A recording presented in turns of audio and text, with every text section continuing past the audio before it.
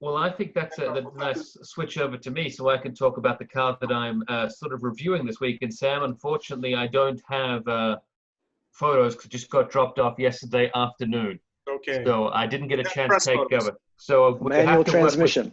Yes, this is the well, no. So this is the funny thing. See, so I've got the Mazda Miata RF, but it doesn't have the manual transmission. I've got the automatic transmission in it. Oh. Exactly. So James, back to the gearbox point. I mean, with the 8.6 and the BRZ and the Miata, these are cars I do not want in an automatic transmission. I mean, Fred was saying Supra. Well, at least we have the Supra with the automatic transmission. But these cars, I wouldn't want in a automatic. How about you guys? Look, the Miata, no way. Yeah, I'd say the same thing. I said there's a car that I'm comfortable in shifting in an automatic. I mean, shifting in a manual and going fast. And then when you get to a certain horsepower point, I'm like, I'm actually happy they've got some technology that can sort of help me out and keep me on the straight and narrow. But I do agree that a BRZ, an 86, a Miata, anything that's like less than 300 horsepower, say, definitely a manual every day over that. Maybe they gave you the automatic because of the stunt you pulled with me in the passenger seat. Well, that was the Abarth, Tara, but they saw how well I handled it, and they were like, well, maybe we just got to calm him down because he's such a performance-oriented driver that we need to give him an automatic. Fredric, what James did, he did, let's just put it a 380-degree drift. so it's a spin. and Fredric, the funny thing about this spin is it gets more and more degrees every time. Yeah. See, that's the thing. See, I understood it as I might have accelerated in the back end, may have slightly shifted a little bit. Taro suggested, who was the passenger, that maybe he told Sam he was facing the other way, which is not obviously what happened. And Sam was meant to go even more around in a full circle. So by the time anyone else hears it, it's going to be I was doing a 720 and I just flipped around and around and around and around and around. Got it. But Fredric, you have to be impressed because I was very impressed that James actually spun a Fiat. Yeah, it's kudos. A Viper or something big. Yeah, okay. Fiat. How do you spin it? That is something. I still like the fact that this is completely not true, but it still goes along with it, which is the best part of all. Okay, sorry, James. Back to your review. So no. I mean, the Miata is a great car. I've driven several of them now. Obviously, driven the Abarth as well. Driven the Fiat as well. I mean, we all talked about the latest one where it went up to 180 plus horsepower was a fantastic change. It made it good. Maybe it could do with a little bit more horsepower. That'd be a little bit like a 200 plus. I have a feeling if Toyota and Subaru got that way, I have a feeling that Mazda might push it up a little bit more as well in another iteration. But I really do like the hard top that this car comes with. I prefer it over the soft top. I think when you're going at higher speeds, it drops that volume down in cab and just makes it a little bit quieter, which is great if you're going to be using this car to commute in. It doesn't really impact the boot space, is what I'd say, or the trunk space for you guys in regards to that. It's still always been pretty small, but you always put like a small suitcase in there anyway, and that's about it. It's almost a Targa, isn't it? It's not really, yeah. Pretty much like a Targa top, especially when you see it down in like the previous one with the scoops, the bubbles at the back kind of thing. But I think, I mean, honestly, it looks really pretty. And that's what I like about it the most. I think it looks really good. I think to me, it's aesthetically pleasing over the soft top. I know it's a little bit more expensive, but if I was going to be buying it, I would spring for the extra to get the hard top. It looks better than the soft top too, with the top up, of course, too. But, and the other thing I definitely would do is I definitely want to spec the car with the Recaros and the Brembos, which I think is like a $4,600 option on top of that. So when I spec my version of it out, it's with delivery, it's over the 40K. 40K for this? Yeah. So I think it's a $3,000 premium, I think, over the soft top. So I think it's like 37, I think, for specing up the similar one. And then I also put the strut brace in and the strengthening bars they put underneath as well for another $1,500, give or take. What's do you know what the base price of a regular MX-5 Miata is? I think it just is at 29 something, 29 plus change, or 30 plus change. Yeah. Well, that's because I've got the Recaros and the Brembos. You've got to think played up a motor. That's 4,600. So at the 33 at this starts at, it's the 46. That's 37 up. But I mean, if anyone knows, if you're buying Recaro stock to put in your car, you're paying at least $1,000 for a Recaro, right? Yeah, of course. Bare minimum. Yeah. Hey, James, how tall are you? I'm just shy of 6 foot. Okay, so how getting in and out of the car with the top end, was it? Absolutely no problems getting in and out of the car. And then when I'm sat in the car, they've got the telescopic steering wheel now, which gives you a little bit more play if you want to do that. But I mean, I've still got if I spike my hair up and give myself an extra inch that I'm touching. Your brush. Yeah, but nothing. 6'1" with the gel. Yeah, so since that can go like all get pushed down, I have no problems. I really think it's comfortable in the car. The funny thing is, this park next to the Fiat, it's almost the same size. So I've got like the perfect garage set up at the moment. I could just put 2 motorcycles in there, and then I've got a perfect little garage set up now. But obviously, I'm still big thumbs up on the Miata, and I even like it even more in this combination. I just wish it had the manual and the Recaros in that make it so much more comfortable. Fredric, do you have much seat time in the new Miata? I don't. I really don't. But I've always kind of been a fan, and I remember I went to Okinawa in Japan, that military island south of Japan. Okinawa, yes. Yeah, and they have a really big autocross scene or Gymkhana scene. And those guys, and it's a really interesting place because you have these big, burly American Texans that walk around and are very respectful with Japanese manners. And those guys are all into that scene, and they all drive these Miatas. You have these big soldiers in these tiny Miatas. Yeah. And one thing that comes to mind looking at this car is, you guys know how every generation of any model car, they always grow and get a little bit bigger. Oh my God, yes. Right? So my question to you, James, does it feel as nimble and small and compact as the previous generations, or does it feel like a more grown up or bigger car now? I think it feels like it doesn't feel grown up or bigger. The only other one I've driven has been the 6-speed special edition that they did that my friend had. It still feels very similar in size. I know they did the bigger versions and they slimmed it down a little bit again, but I just think that this one, the looks on this make it look much more classy, if that makes sense. And I think it's aged very well. And the funny thing is, obviously, I mean, everyone's into modern cars now. And look, we all drive around Los Angeles, and almost every second car is an SUV. And when you pull up next to them in your Miata and you're just below their door handle level, it's kind of humorous, the fact that there's not many cars like that anymore, where you come up to, you're so short compared to everyone else out there on the road. And it is a great size. It's nimble. It's fun to drive around. I mean, let's be honest, even in the automatic, it's still fun. You can still zip around in and out. It's still, you can go the manual mode and push it all the way to the red line. It is a little, it's certainly, you can tell because it's like a second slower to 60 than the manual one. But I mean, it's still just fun to just zip around and go up and through those gears kind of thing and just run through them in the automatic mode, on the manual mode, I should say. But yeah, I mean, I like it. There's not many cars out there that, I mean, even still, if you put this next to the Toyota and the Subaru, they're still much bigger comparatively. So it's a nice little throwback. I mean, I like it. Fredric, how tall are you, Fredric? You're like 6'2"? Yep, exactly 6'2". So you can squeeze in this easy. I think anything more than 6'2" and you're in trouble. Yeah. Well, not with this helmet on, though. No, I mean, but then you just take the roof down. Yeah. Need the put the roof down. gurney bubble. Oh, you got the gurney bubble, exactly. No, look, you just go, look, this is it. He's just going to be like this guy. There, see, you just like that. The helmet's on, you've got, it's unlimited space. I mean, you can pack everything you want in there. It's like the world your oyster.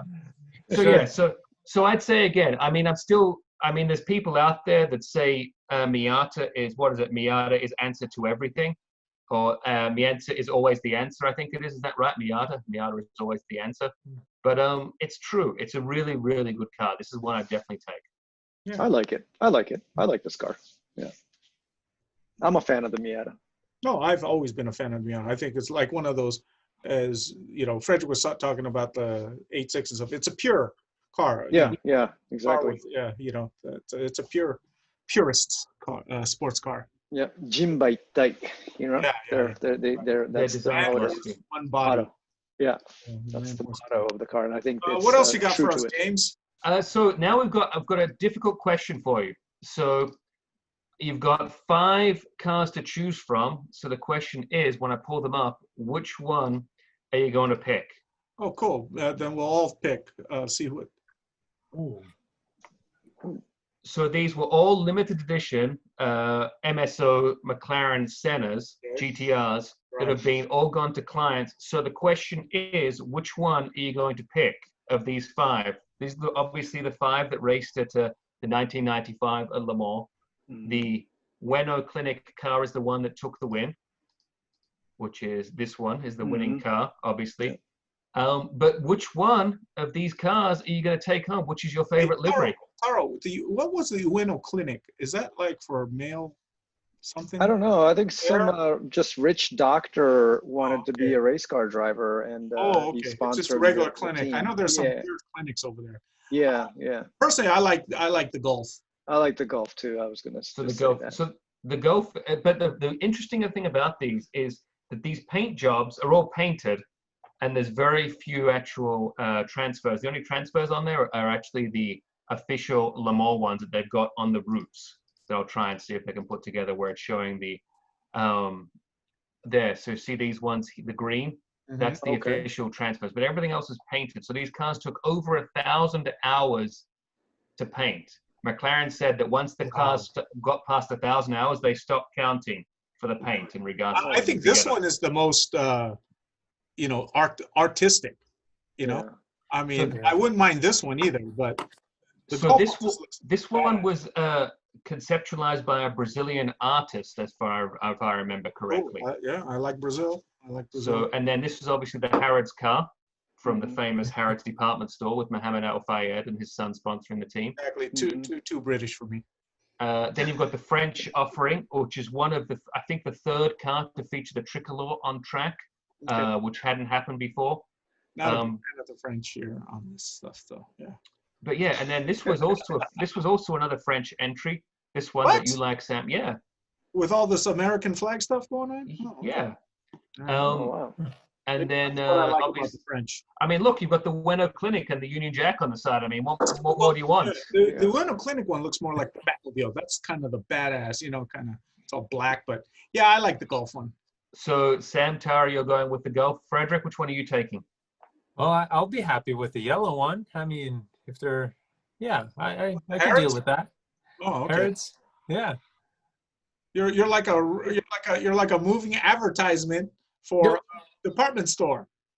That plus it has my number. It has 51. Oh, that's the only reason. It's actually mine.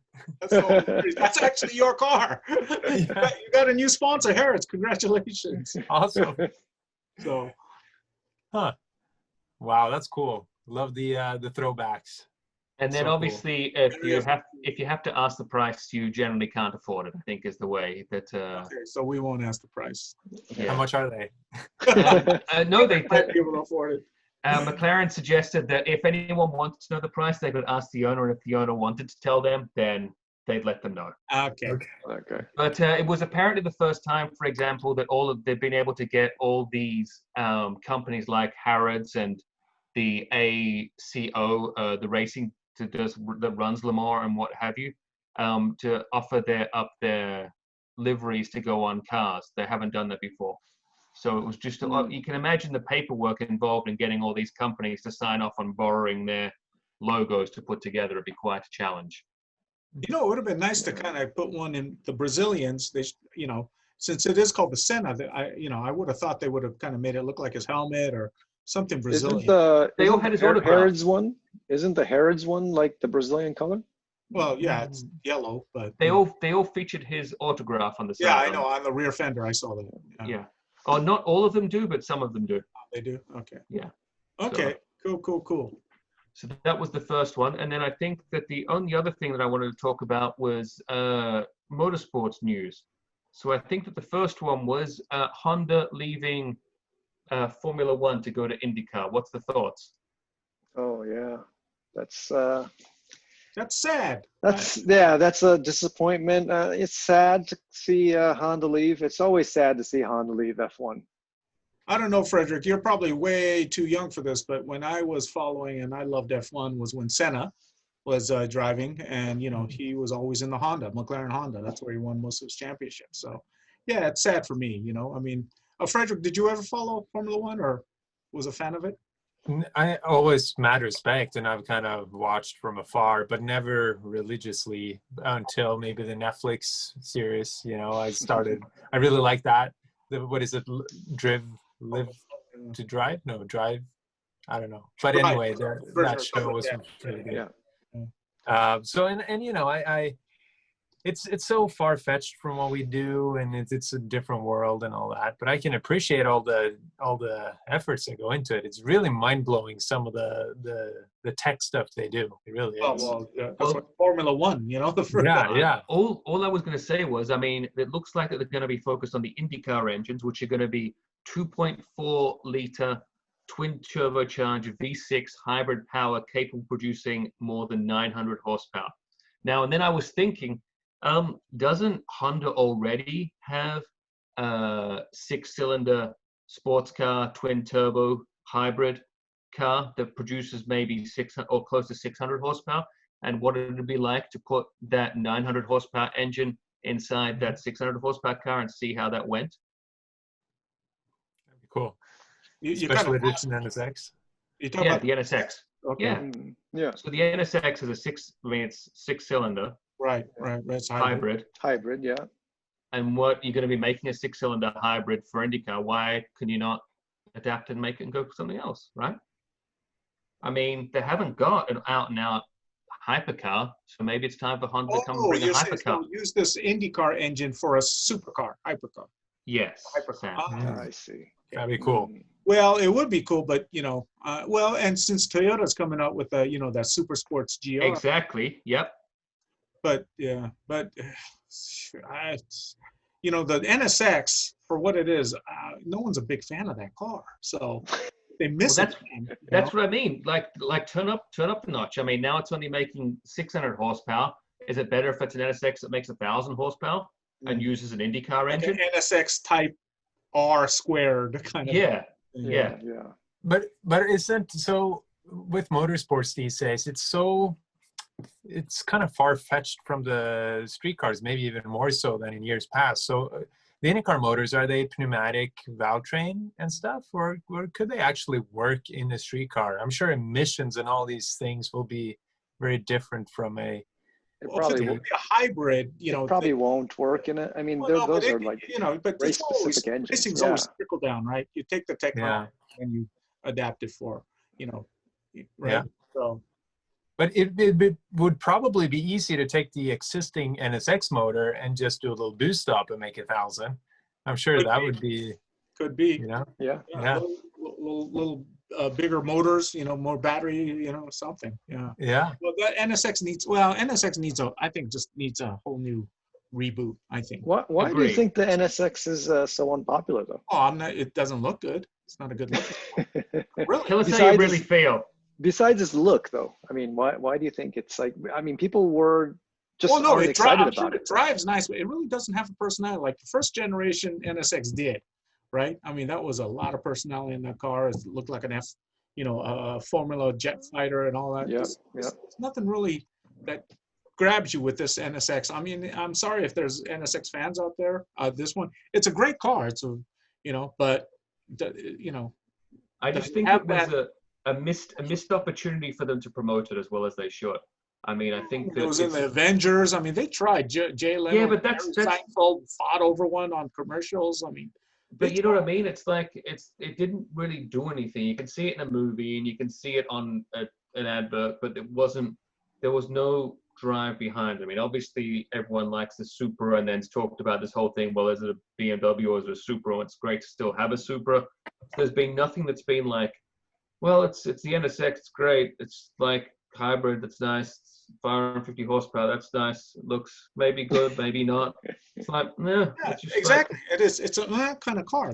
There's nothing. And then failed yeah, they failed to push on that and to get a reason and more than just it's kind of like we needed to do something. They never really delivered on that. Yeah, and it's even built by Honda and just Honda. You know, it's like it's built. You know, because the biggest complaint with the Supra is that it's built both by Toyota and BMW, right? And it's like it's a BMW engine, but there's so much more hype about. Yeah, but there's so much more hype and like love around the new Supra than the NSX. And the NSX is built in the US. You'd think they'd push it a lot more and try and turn it up, but. Right. Anyway, it's fine. I think. Are you a fan of the NSX? Am I a fan of the NSX? I feel like I hear you because I feel that I think from a looks point of view, I'm a little bit like, you know, it doesn't do it for me. I've never driven one, but I feel like I've read something where people say it's a little tricky to make it do what you want. I don't know if that's true or not, but I hear you. I have friends that have the first gen NSX, and they're really iconic. They really are. First generation NSX is a wonderful car. It's yeah. I've gotten priced out of it, but I was looking. I think they just couldn't, you know, meet the bar, right? Because the first gen NSX, there's just so much, you know, James, legendary. So much better than this. Can you put up a photo of the first gen? Yeah. No, not the first gen. The current. The current. Yeah, I mean, it's the first one is such a legendary status. Yeah, and then I think the biggest problem with the new NSX is that there was nothing new about that, like no new technology. It was a hybrid. Well, it's very a hybrid. New. Yeah, but I mean, it's like it was very new. It just nothing really grabbed you. There's no romantic romance. You know, I mean, you know. Yeah, that was it. They didn't push anything back, and they didn't link anything back to the original NSX. It was not the first hybrid sports car, though. You know, I mean, the NSX. There were a lot of firsts. It was, you know, full. It was one of the first. Chassis. It was one of the first. It was early. It was early, yeah. Yeah. So first car to have. Ferrari, I think, came out with theirs afterwards. I mean, you know. So, but anyways, I think we all agree we're not really huge NSX. I mean, this would not be the first car you would buy at 120. What is it? $120,000-$130,000, correct? I think it's more than that now, Sam. Oh, okay. Definitely not the first. $140,000 is. I think it's even more than that. What? Yeah. Do you want to build one? Exactly. Customize your NSX. Yeah. Okay. Yeah. So there you go. There. You know, to me, I mean, okay. So who here would rather have a Porsche 911 Turbo than the NSX? Exactly. I wouldn't even look at the NSX. I wouldn't even look at the Fredric? NSX. Yeah. So yeah. There you go. I mean, yeah. It is what it is. James, I think. There you go. 160,000 sticker price before you start. Oh man. Okay, that's turbo for Porsche Turbo country, and I think you're right, James. You know, if they did something with the Indy engine and kind of let it trickle down into NSX like they did the 4-in-1 to the original NSX, maybe it'll do something. You know, it'll or something. So, and I like the idea. I don't know if it's possible. Like Fredric said, I don't know how you're. Oh, of course. You know, race engine and put it into a car like this. You know, you're gonna have to do something. But yeah, I like the association though. You know, if there is some kind of association that would. Then before I sign off and hand everything over to Tara, the last thing I wanted to talk about was Extreme E, which is I like Fredric nodding here. Fredric seems to know all about this and the Odyssey 21. So this is a Sam. Do you know about this one? Or you? This is the first time I've seen and heard about this. What is this? So this is basically, it's a spin-off of Formula E, where they're looking to try and bring an electric car to different portions of the globe to race and bring awareness to the environment. So they're going to be having races in Senegal, which is going to be for the ocean, Saudi Arabia for the desert, the glacier will be in Nepal, the Arctic will be Greenland, and the rainforest is Brazil. So it's taking a car to race at places that it hasn't been raced at before. Yeah, that's kind of anti-message, isn't it? You're doing this for the environment and you're running all over the environment. Well, are these like buggies electric cars? Yeah, 550 horsepower, twin motor electric vehicles. Interesting. And now, Michaela, I know her. You know her? Yeah, she rode in my drift car on the frozen lake. Wait, is she German? What? She's Swedish. Oh, Swedish. And these guys are doing a lot of things right? So they're riding the hype of the EVs. They're doing off-roading, which everybody loves. Yes. They're signing all of the obviously great race car drivers, but also very strong personalities and sellable drivers, right? So Michaela is this really sweet Swedish girl that are getting a lot of the, I guess, ex-DTM. I think Ken Block's involved. A lot of Lewis Hamilton. Lewis Hamilton's got a team. My friend Sarah Price. A rally driver? Fredric? She's a touring car or like a asphalt. Yeah. And my friend Sarah Price, she signed up with Chip Ganassi to race this for her team. So it's I mean, it's certainly interesting. I mean, I agree with you on one point, Sam. It seems a bit the idea of they're taking a large boat, a container ship around to all these different places to avoid the cost of flying and things like that.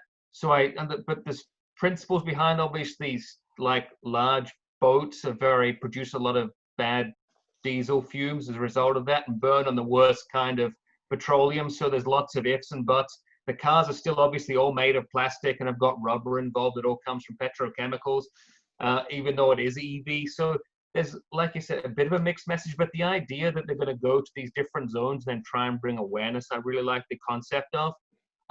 Obviously, at this point, we've not been able to discover anything that's like really environmentally friendly in any scope, where everything produces waste of sorts. So I think the intentions are good, and like Fredric says, there's a lot of personalities that's going to be involved in this.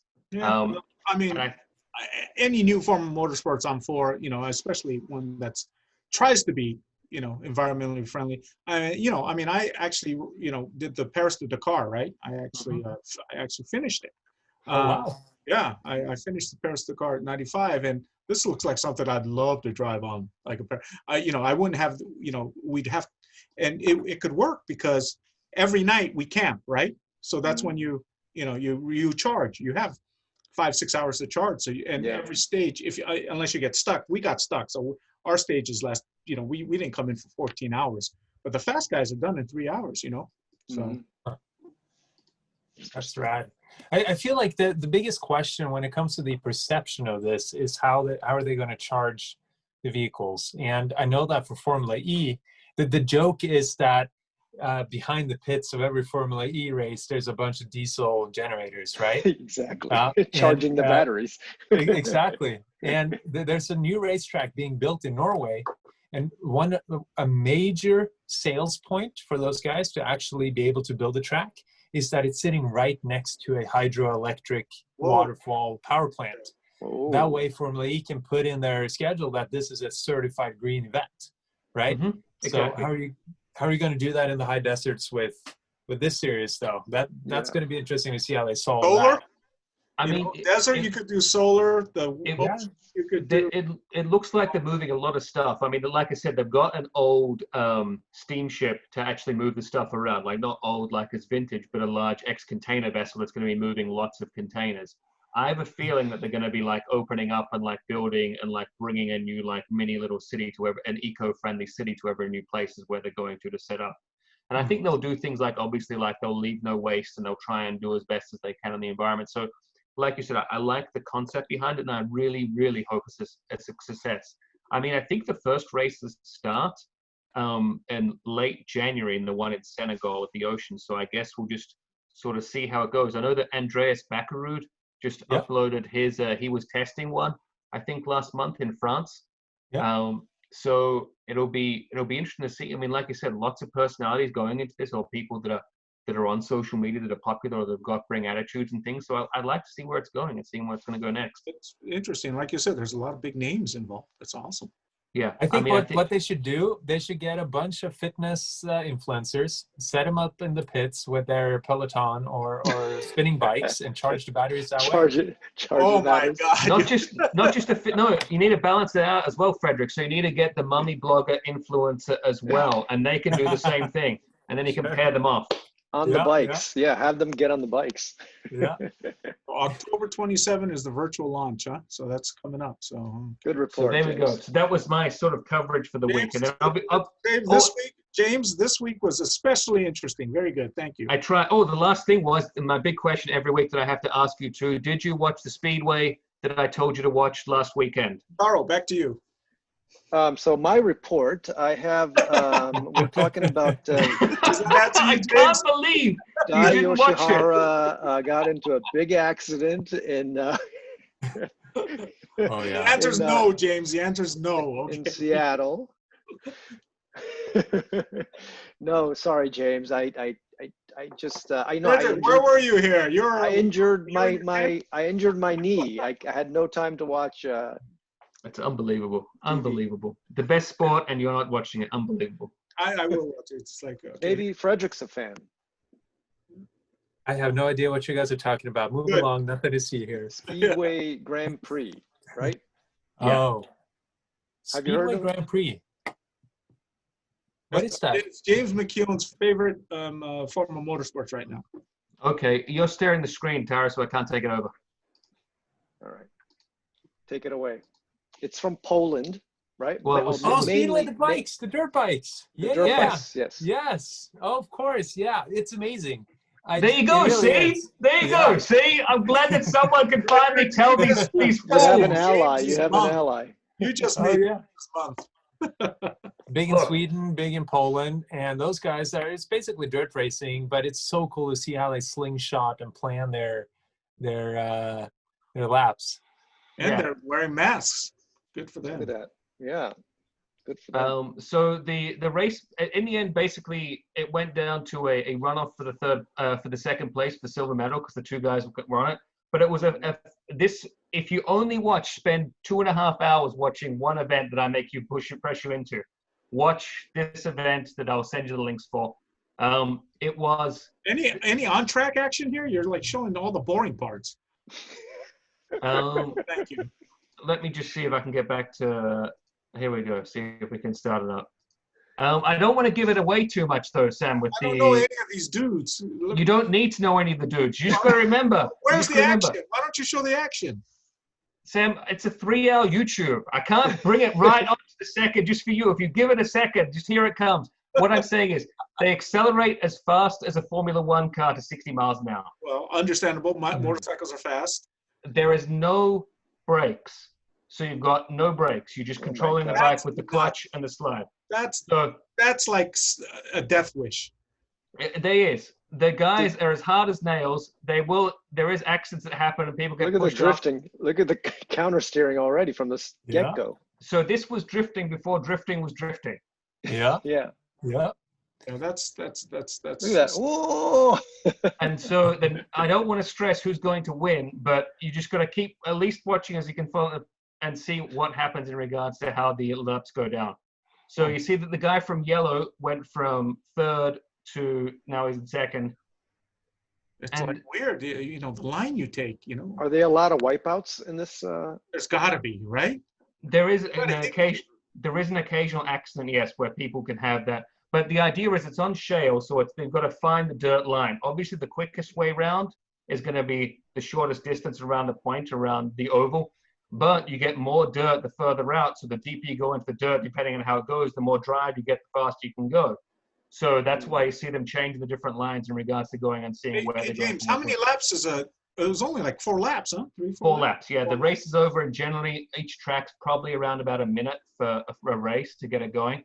But it's good fun. It's really good, really quality, and I really recommend you should watch this one. Feel pressured now that Fredric loves it and says that you guys should watch it too. Well, I don't know if Fredric said he loved it. He says he heard about it. Okay, but we'll give it to you. Fredric loved it. Okay, loves it. Okay. There we go. Now, Tara, all over to you and Di. All right.